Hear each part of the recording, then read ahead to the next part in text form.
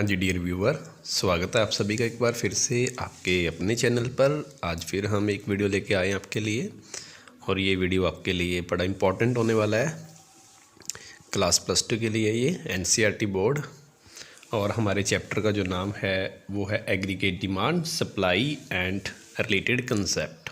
तो इसके ऊपर हम पहले 4 वीडियो अपलोड कर चुके हैं, और इसी की हम आज वीडियो 5th पार्ट लेके आ रहे हैं। और आज का हमारा इस वीडियो के अंदर जो टॉपिक है वो रहेगा पहले कंजम्पशन फंक्शन। इस टॉपिक के ऊपर आपको एक न्यूमेरिकल जो सम है वो आने वाला है कंजम्पशन फंक्शन के ऊपर। आज हम समझेंगे कि कंजम्पशन फंक्शन होता क्या है। ठीक है, तो कंजम्पशन फंक्शन का अगर बेसिकली मीनिंग पूछा जाए तो कंजम्पशन फंक्शन सिर्फ क्या है कि किसी भी व्यक्ति के कंजम्पशन करने का जो एक न्यूमेरिकल या अलजेब्रिकली एक्सप्रेशन है उसी को हम बोलते हैं कंजम्पशन फंक्शन। की कोई भी व्यक्ति है वो अपना कंजम्पशन किस प्रकार से इंक्रीज़ या डिक्रीज़ करता है। तो इसका जो फंक्शन है वो हमारे पास है C=C⁻+ BY। तो आप तो बोलोगे कि ये तो बुक के अंदर लिखा हुआ है, लेकिन इसको हम अंडरस्टैंड करेंगे कि ये बनता कैसे है या इसके पीछे का लॉजिक क्या है। तो पहले हम इनकी टर्म्स की बात करते हैं कि ये C⁻ क्या होता है, B क्या होता है और Y क्या है, और इसके अंदर जो C है वो क्या है। तो सबसे पहले बात आती है C⁻ की। तो C⁻ क्या चीज़ है। C⁻ हमने जैसे कि फर्स्ट वीडियो के अंदर इसके ऊपर चर्चा की थी कि जो C⁻ है वो हमारा ऑटोनोमस कंजम्पशन है, कि वो कंजम्पशन जो किसी व्यक्ति को करना ही पड़ेगा, चाहे उसकी इनकम क्या हो, जीरो हो। हर एक व्यक्ति को मिनिमम सर्वाइव करने के लिए कुछ ना कुछ खर्चा है जो वो करना ही पड़ता है। तो उस खर्चे को हम बोलते हैं C⁻। यानी कि ये ऑटोनोमस का मतलब ये हुआ कि इसका इनकम के साथ कोई रिलेशन नहीं है। चाहे आपकी इनकम जीरो भी हो तब भी वो व्यक्ति अपने आप को सर्वाइव करने के लिए एक्सपेंडिचर करेगा ही करेगा। अब आप ये बोलोगे कि अगर उसकी इनकम ही नहीं है तो वो कहाँ से खर्चा करेगा। तो इसके 2 कारण हो सकते हैं कि वो पैसा कहाँ से लेके आएगा कंजम्पशन के लिए। पहला तरीका तो ये है कि अगर मान लो कि उस व्यक्ति की आज इनकम जीरो है तो वो ये C⁻ वाला जो एक्सपेंडिचर है वो कहाँ से करता है। या तो उसके पास ऑप्शन होता है कि वो अपने किसी भी फ्रेंड से या किसी भी रिलेटिव से बोरो कर सकता है, यहाँ से कर सकता है। ठीक है, दूसरा उसका मेथड ये होगा कि अगर उसके पास पहले की सेविंग्स पड़ी है, पहले उसने पैसा कोई सेव कर रखा है, तो वो उस ओल्ड सेविंग में से अपना जो ये कंजम्पशन है वो कर सकता है। तो यहाँ पे आज अगर मान लो कि मेरे को काम नहीं मिलता, सारा दिन आज मैं फ्री रहता हूँ, तो अगर मैंने अपने आप को सर्वाइव करना है, सबसे पहले तो मैं ये देखूँगा कि मेरे पास कल वाले या उससे पिछले टाइम की मेरे पास सेविंग्स बची हैं या नहीं बची हैं, तो मैं वहाँ से अपना एक्सपेंडिचर कर सकता हूँ सर्वाइव करने के लिए। और दूसरा मेरे पास मेथड ये होगा कि अगर मेरे पास आज सेविंग्स नहीं बची हुई पिछले जो प्रीवियस टाइम की, तो मैं कहीं से भी पैसा क्या कर लूँगा, बोरो कर लूँगा। तो हम इन 2 तरीक़ों से जो मिनिमम लेवल ऑफ का कंजम्पशन है उसको हम कंप्लीट कर सकते हैं, उसको फिनिश कर सकते हैं। तो उम्मीद है कि आप सभी को ये C⁻ क्लियर होगा। अब उसके बाद चलते हैं, सेकंड टर्म हमारे पास है B। तो B क्या है, जैसे कि हमने इससे प्रीवियस वीडियो के अंदर एक कंसेप्ट किया था MPC। तो MPC को ही हम इस फंक्शन में डोनेट किससे कर रहे हैं, B से। और MPC मैंने अभी पिछली वीडियो में क्लियर करवाया कि जो MPC है वो क्या होता है कि किसी भी व्यक्ति की जो इनकम है उसके अंदर चेंज आने से उसके कंजम्पशन में जो चेंज आता है उन दोनों की रेशियो को ही क्या बोलते हैं हम, MPC। तो MPC आपका हो गया कि किसी भी व्यक्ति की इनकम बढ़ने से उसके एक्सपेंडिचर में कितना चेंज आता है, तो उन दोनों की जो रेशो है उसी को बोलते हैं हम MPC। उसके बाद एक टर्म है इसके अंदर Y, और Y आप सभी को पता है कि इकोनॉमिक्स के अंदर जो Y है वो किससे डोनेट होता है, इनकम को डोनेट करता है। Y का बेसिक पूरा फुल फॉर्म होता है यील्ड, और यील्ड का मतलब क्या होता है, इनकम। अब इनकम को इकोनॉमिक्स के अंदर I से इसलिए डोनेट नहीं करते क्योंकि I से हम किसको डोनेट करते हैं इकोनॉमिक्स के अंदर, इन्वेस्टमेंट। तो दोनों को मैच ना हो जाए तो इसलिए हम इनकम को डोनेट करते हैं Y से, जबकि इन्वेस्टमेंट को डोनेट करते हैं हम I से। तो अब जो ये C है और ये C⁻ है और जो ये BY है, इनका फंक्शन कैसे काम करता है। तो C⁻ तो आपको सभी को क्लियर होगा कि वो कंजम्पशन जो आपको करना ही पड़ेगा, चाहे आपकी इनकम क्या हो, जीरो हो। अब जो ये बी वाई है, ये बी वाई का मतलब क्या होता है? बी वाई का मतलब होता है कि ये वो कंजम्पशन है जब आपकी इनकम बढ़ेगी तो आप जो खर्चा बढ़ा रहे हैं अपना, जैसे कि सपोज़ करो कि आपकी इनकम पहले कुछ भी नहीं है, ₹0 है, तो आप एक मिनिमम लेवल का कंजम्पशन कर रहे हो ₹20, ठीक है। अब बी वाई का मतलब क्या हुआ कि जैसे आपकी इनकम ₹100 बढ़ गई, तो ₹100 इनकम बढ़ने से आपने अपना खर्चा मान लो कि ₹60 बढ़ा दिया। तो जो ये ₹100 इनकम आने से आपका खर्चा ₹60 पहले से क्या हो गया, ज़्यादा हो गया, तो इसी को हम बोलते हैं बी वाई। बी वाई का मीनिंग क्लियर हो गया कि आपकी इनकम बढ़ने से जो आपका खर्चा बढ़ा है उसी को हम बोलते हैं बी वाई। तो अब वो पर्सन ₹20 तो ऑलरेडी अपने आप को सर्वाइव करने के लिए खर्च कर ही रहा था कि मेरा इतना खर्चा तो डेली होगा ही होगा, चाहे मेरी इनकम क्या हो, जीरो। ये ₹60 खर्चा वो कब कर रहा है? जब उसको क्या मिल गया, काम मिल गया, उसको इनकम जनरेट हो गया। आज ₹100 उसने कमाए तो उसमें से उसने ₹60 क्या कर दिए, खर्च कर दिए। तो अब उसका टोटल कंजम्पशन क्या हो गया? तो उसका टोटल कंजम्पशन बनता है कि 20 तो वो करेगा ही करेगा सर्वाइव करने के लिए। ये ₹60 वो इसलिए कर रहा है क्योंकि आज उसकी इनकम बढ़ी है, तो इनकम जनरेट हुई तो ₹60 खर्चा बढ़ गया। अब इन दोनों को अगर मैं ऐड कर दूँ तो उसका नया एक्सपेंडिचर है जो, या जो नया कंजम्पशन है वो कितना हो गया, 80। तो जो ये सी लिखा हुआ है, ये सी वो कंजम्पशन है जो नया है। नए का मतलब जो मिनिमम करना है वो तो है ही है, प्लस साथ में वो कंजम्पशन जो इसका इनकम बढ़ने के साथ बढ़ा है। तो ये बी वाई है जो आपका ₹60 इसका कंजम्पशन आज नया हुआ, जबकि 20 वो ऑलरेडी कर ही रहा था जब उसकी इनकम भी क्या थी, जीरो। तो 20 और 60 दोनों को जोड़ के आपका जो नया कंजम्पशन है वो कितने हो गया, ₹80 हो गया। तो यहाँ से आपको सी बार का और बी वाई और सी तीनों का कंसेप्ट क्लियर होना चाहिए कि सी बार वो कंजम्पशन है जो करना ही पड़ेगा, बी वाई तब होगा जब उसकी इनकम बढ़ेगी, और दोनों को जोड़ के एक नया कंजम्पशन बनेगा। तो ये था आपका कंजम्पशन फंक्शन। तो कंजम्पशन फंक्शन की आप इक्वेशन होगी आपकी सी बार प्लस बी वाई। अब हम चलते हैं कि सेविंग फंक्शन की इक्वेशन क्या है, उसको हम ड्राइव करके दिखाते हैं कि सेविंग फंक्शन कैसे बनेगा।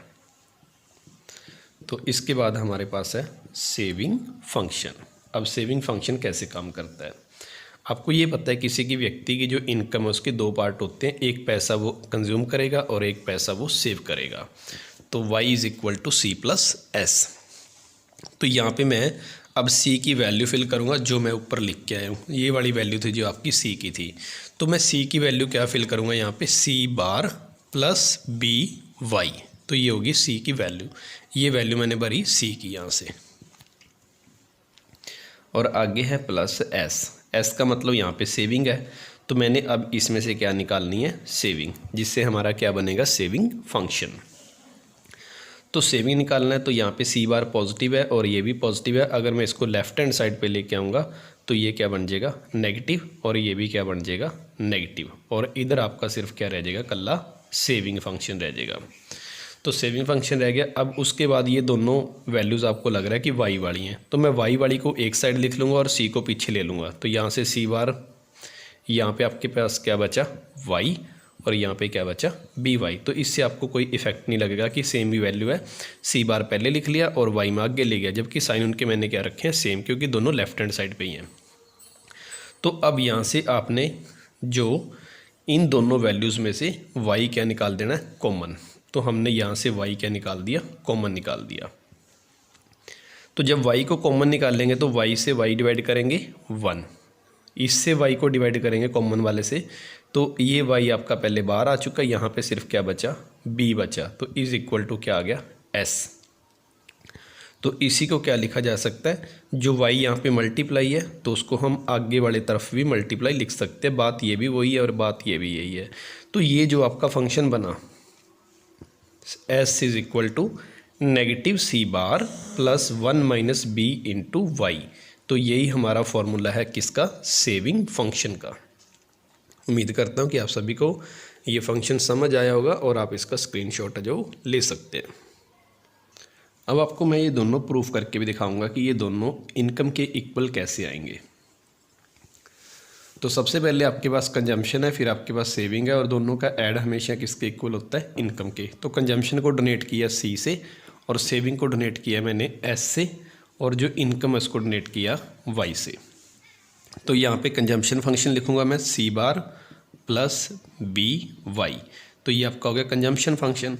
अब उसके बाद हमारे पास आ गया सेविंग फंक्शन। तो सेविंग फंक्शन का फॉर्मूला हमने लिखा था negative C bar plus 1 minus B into Y. तो ये आपका हो गया यहाँ से सेविंग फंक्शन, ये हो गया आपका consumption function is equal to Y.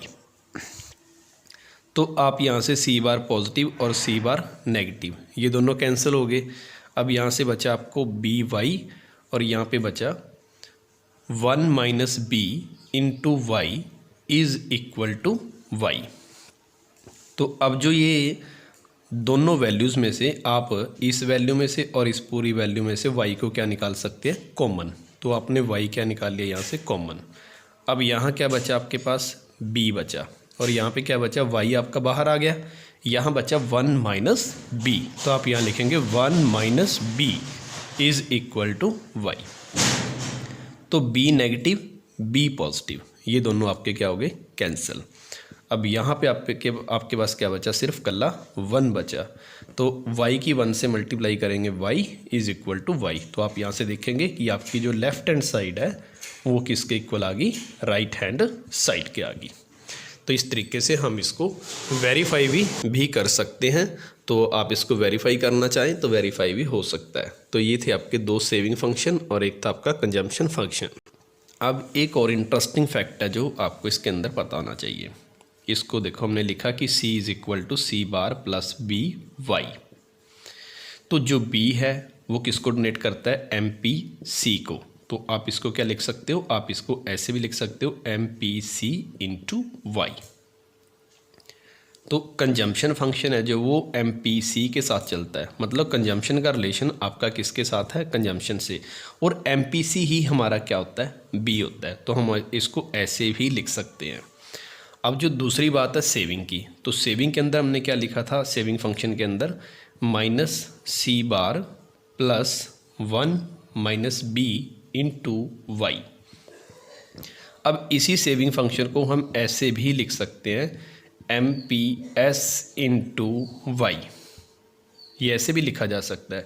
क्यों लिखा जा सकता है, अब देखिए, हमने जब पिछली बार एक वीडियो में ये बताया था कि आपको एमपीसी और एमपीएस का रिलेशन क्या होता है, दोनों का ऐड हमेशा 1 के इक्वल होता है।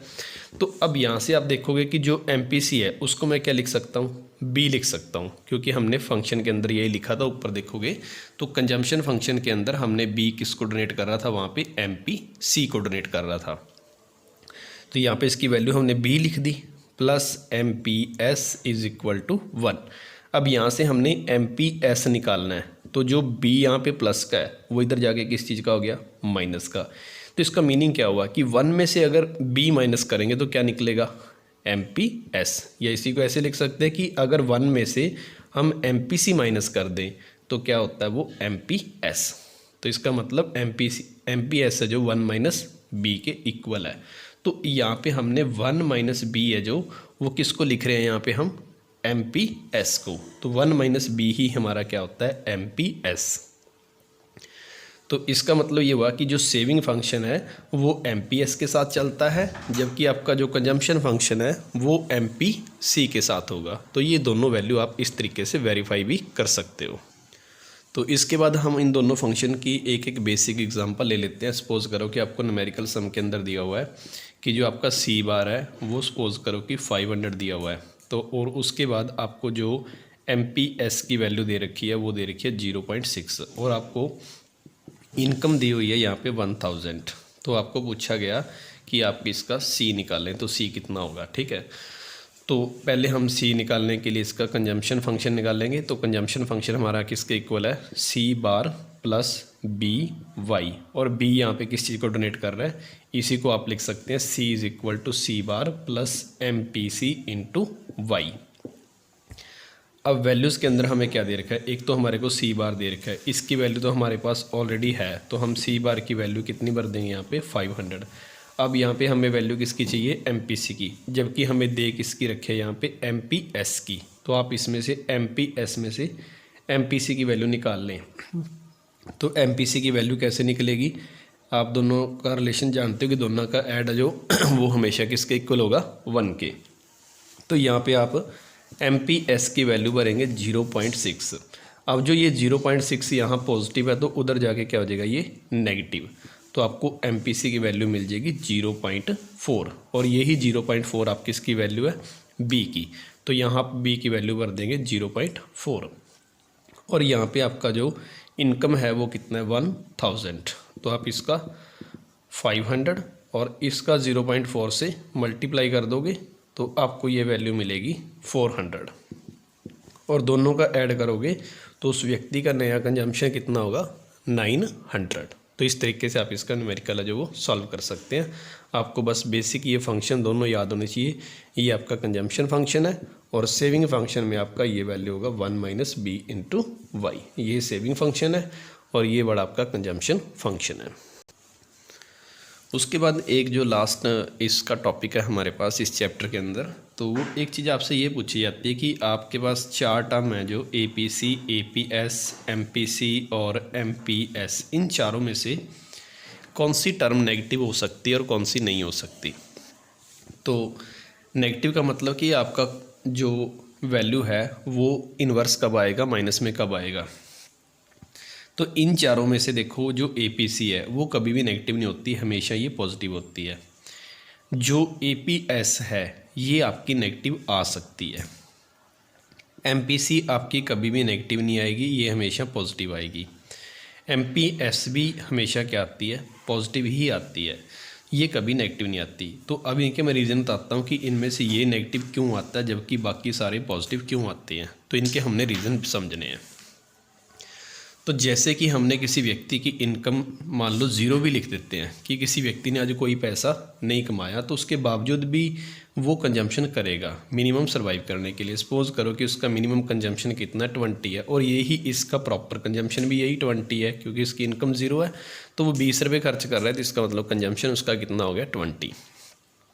अब इसकी निकालते हैं हम सेविंग। अगर इसकी हम सेविंग निकाल लें तो सेविंग कैसे निकलेगी, जो आपका इनकम है उसमें से कंजम्पशन क्या करेंगे, माइनस। तो इनकम यहाँ पे उस व्यक्ति की 0 है जबकि वो कंजम्पशन कितने रुपए कर रहा है, 20 रुपये। तो इसका मतलब उसकी सेविंग कितनी आ गई, -20। तो यहाँ से हमने सेविंग निकाल ली। अब इसी व्यक्ति की अगर हम एपीसी निकालें तो उसका फॉर्मूला हमारे पास क्या है, C/Y। तो यहाँ पे अगर इसकी सी की वैल्यू देखें तो सी की वैल्यू 20 है जबकि इनकम क्या है, 0 है। तो इसका मतलब ये नेगेटिव नहीं आएगा। अब इसी तरीके से अगर हम इसकी निकाल लें एपीएस, तो एपीएस का फॉर्मूला हमारे पास क्या होएगा, एपीएस = S/Y। तो यहाँ पे सेविंग कितनी है हमारे पास, -20 है जबकि इनकम क्या है, 0। तो इसका मतलब हमारी जो एपीएस है वो किस में आ सकती है, नेगेटिव में आ सकती है, जबकि एपीएस कभी नेगेटिव नहीं आती है, हमेशा क्या आती है, पॉजिटिव आती है। अब उसके बाद बात आती है कि जो एमपीसी है ये हमेशा ऑलवेज पॉजिटिव क्यों होती है। अब हमने एमपीसी का फॉर्मूला ये लिखा हुआ था कि जो ΔC/ΔY है ये इसका बेसिक फार्मूला है। तो देखो अब एमपीसी नेगेटिव क्यों नहीं आती। अब किसी व्यक्ति की जब इनकम में चेंज आएगा, सपोज़ करो किसी व्यक्ति की इनकम 1000 रुपये है तो उसके बाद जो नई इनकम है वो 2000 होगी। अब उसका बेसिक कंजम्पशन पहले 700 था, तो ये एमपीसी नेगेटिव कब हो सकता है, एमपीसी नेगेटिव तब होगा ना जब वो व्यक्ति अपना पहले से भी खर्चा क्या करेगा, कम करेगा। जैसे सपोज़ करो कि उसने खर्चा 500 रख लिया, जो कि पॉसिबल नहीं है, तो अगर नेगेटिव लेके आना उसके लिए बता रहा हूँ मैं। तो यहाँ पे हमारा फॉर्मूला क्या हुआ, ΔC/ΔY। तो ΔC कितना हुआ, अब 500 में से 700 माइनस करेंगे तब नेगेटिव आएगा ये, और ये चेंज कितना आया इनकम में, 1000। तो इसका मतलब ये -0.2 हो गया। तो ये पॉसिबल इसलिए नहीं है नेगेटिव, ये तो हमने सिर्फ अज्यूम किया है, क्योंकि जब किसी व्यक्ति की इनकम बढ़ती है तो उसका खर्चा भी क्या होता है, इंक्रीज़ होता है। ये एक साइकोलॉजिकल लॉ है, तो इस वैल्यू को हम अज्यूम नहीं कर सकते। ये खर्चा आपका बढ़ेगा ही बढ़ेगा, क्योंकि जब भी इनकम बढ़ती है तो खर्चा भी बढ़ता है, और ये हमने पीछे साइकोलॉजिकल लॉ में पढ़ा है। तो जैसे ही इनकम बढ़ेगी, चाहे आप इसका खर्चा 50 रुपये भी बढ़ा लो, तो यहाँ पे जो खर्चा 50 रुपये भी बढ़ा तो तब भी वैल्यू किस में आएगी, पॉजिटिव में आएगी। इसलिए आपका जो MPC है वो कभी भी नेगेटिव नहीं हो सकता।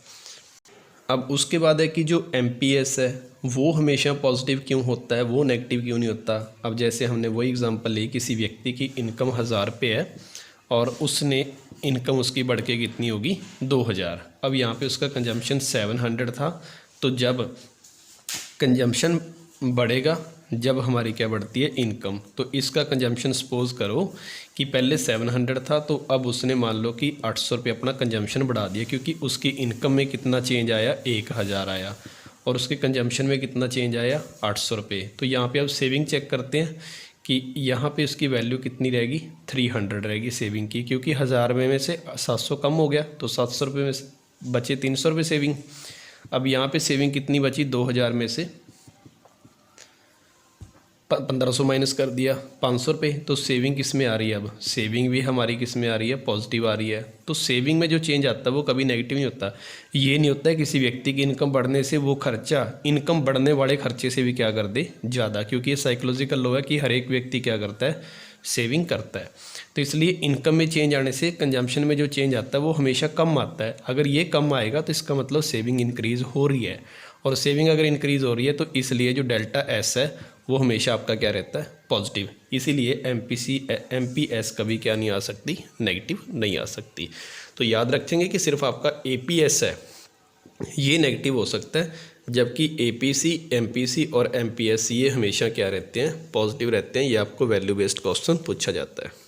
तो ये था आपका MPS और MPC का जो फंक्शन के साथ रिलेशन।